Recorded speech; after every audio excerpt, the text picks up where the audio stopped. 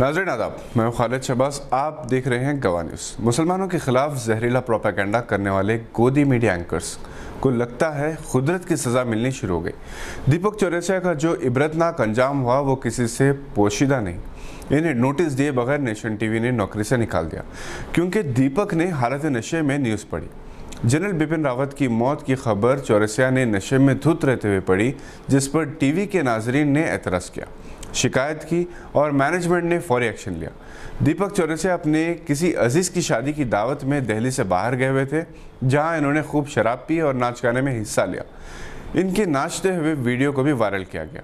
दीपक ने ये खबर जहां वो थे वहीं से पढ़ी।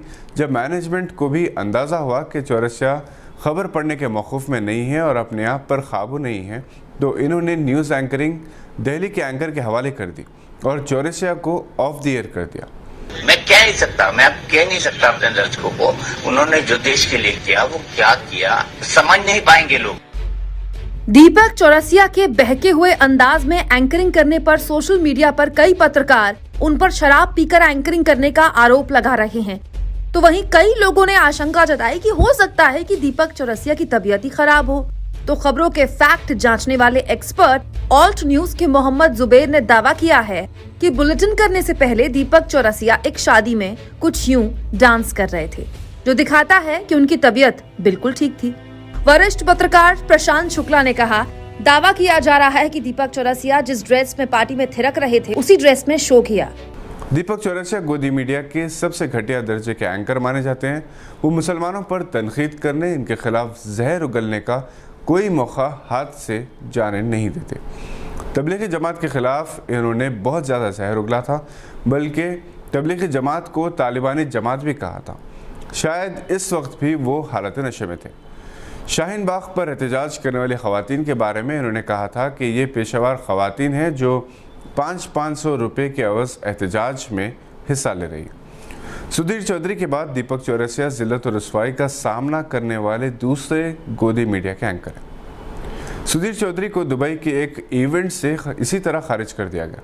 मुत्तहिदा अरब इमारात की शहजादी ने इनकी शिरकत पर सख्त एहतजाज किया था और Dubai federation of chamber of commerce and industries के ज़िम्मेदारों से ये सवाल किया कि क्या एक ऐसे शख्स को दावत दी जा सकती है जो करप्शन के इल्ज़ाम में तिहाड़ जेल में रहा हो, जिस पर फिरकावाराना नफरत फैलाने का इल्ज़ाम है। सुधीर चौधरी इस वाक़े के बाद अपने मैनेजमेंट और मीडिया बिरादरी की नज़रों से गिर गए। गोदी मीडिया के दो और एंकर रोहित सरदाना और सुनील जैन कोरोना के शिकार होकर दुनिया से चल बसे।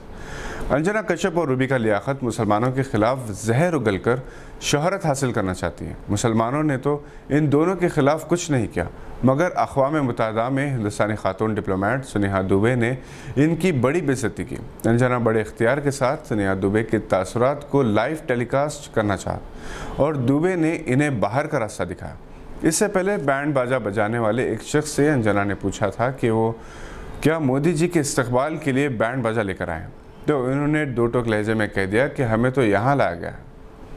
अंजना ने नरेंद्र मोदी की गैर ज़रूरी तायद और इमेज बिल्डिंग की कोशिश करते हुए न्यूयॉर्क टाइम्स के फ्रंट पेज को फोटोशॉप की मदद से बदल दिया और इस पर मिस्टर मोदी की तस्वीर लगा दी और हिंदुस्तान को दिखाया कि न्यूयॉर्क टाइम्स ने नरेंद्र मोदी को दुनिया का सबसे अच्छा वज़ीर आज़म करार दिया। अंजना की इस बचकानी और छिछोरी हरकत पर बाकायदा वजाहत जारी की कि न्यूयॉर्क टाइम्स ने अपने फ्रंट पेज पर ऐसी कोई तस्वीर नहीं छापी।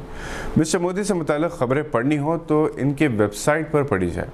रूबिका लियाकत, जिसका दिमाग 7वें आसमान पर होता है, इनका दिमाग किसान लीडर राकेश टिकैत ने ठिकाने लगाया।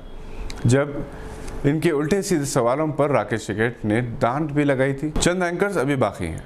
वैसे उमेश देवगन को भी आए दिन किसी न किसी अपोजिशन लीडर की डांट फटकार सुननी पड़ती है।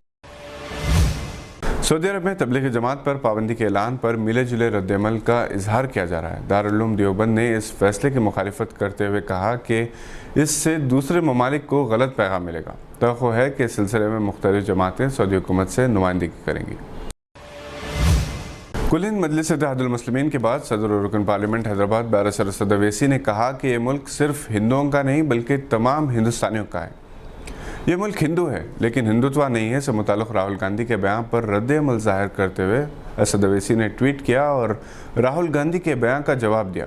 बैरिस्टर अरशद अवैसी ने राहुल गांधी के बयान पर तबसरा करते हुए कहा कि राहुल गांधी और कांग्रेस ने पहले तो हिंदुत्व को मजबूत करने के लिए इसमें खाद डाली थी और अब अक्सरियती अज़म के ज़रिए फसल पैदा करना चाहते हैं ताकि इसका फ़ायदा उठाया जा सके। बैरिस्टर अरशद अवैसी ने सवाल किया कि क्या आप अब सेकुलरिज्म के एजेंडे के नाम पर हिंदुओं को इख्तिदार में लाना चाहते हैं?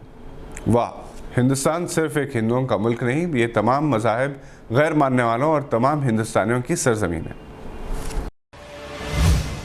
मिस इंडिया हरनाज सिंधु ने मिस यूनिवर्स का खिताब जीत लिया। हरनाज सिंधु इसराइल में मुनक़िदा मिस यूनिवर्स 2021 के मुकाबले की फ़ातिह करार दी गई। 21 साल बाद हिंदुस्तान को मिस यूनिवर्स का खिताब हासिल हुआ है। लारा दत्ता ने आखिरी बार 2000 में मिस यूनिवर्स का टाइटल जीता था।